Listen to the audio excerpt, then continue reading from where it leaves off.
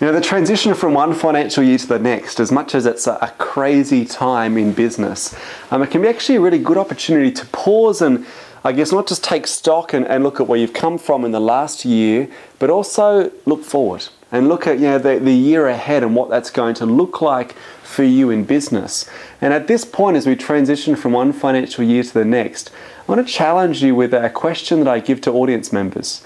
I often ask audiences, you know, the question of, in 12 months from today, how will you know if you were successful? Now, what would be the measure that will let you know if you were on track or not?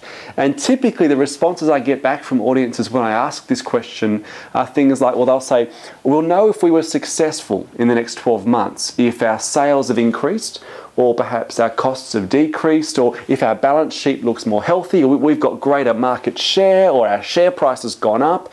And see, these external tangible indicators of success, what I call a business's audible pulse, while these can be, I guess, useful yardsticks for measuring success, you know, they can be all too often incredibly misleading.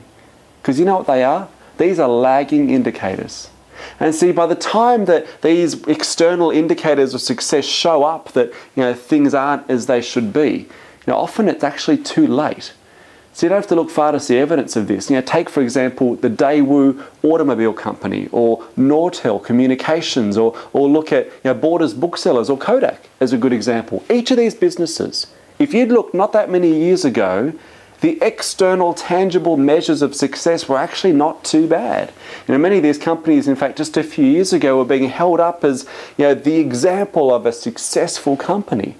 And yet if you'd actually known the right questions to ask, and if you'd peeled back, you know, just beneath the surface, you would have seen that these businesses were in fact way off track. They'd started to lose relevance, momentum.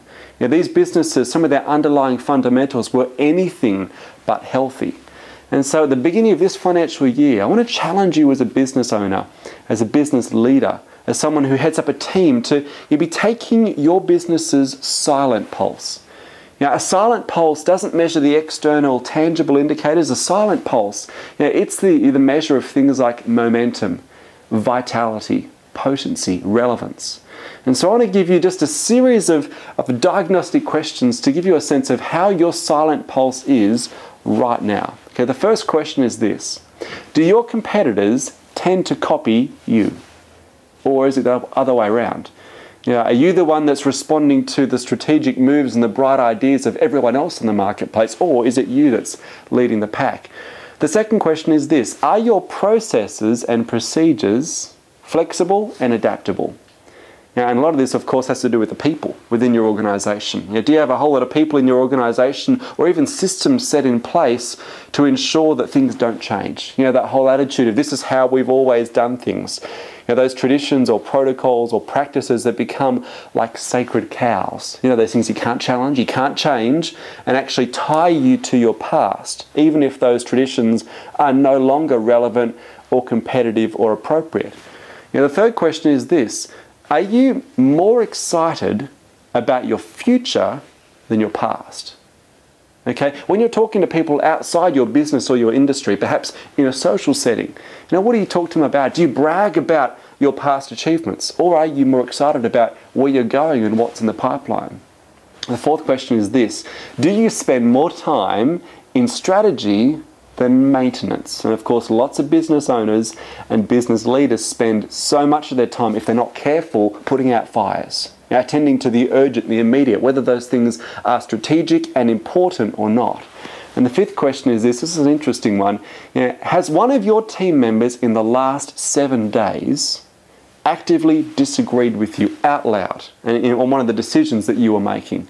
Because here's the key: diversity, differences of opinion, different sets of eyes looking at an issue or a challenge or an opportunity is so critical. And as Peter Drucker said, the first rule in effective decision making is this: don't make a decision until there has been disagreement.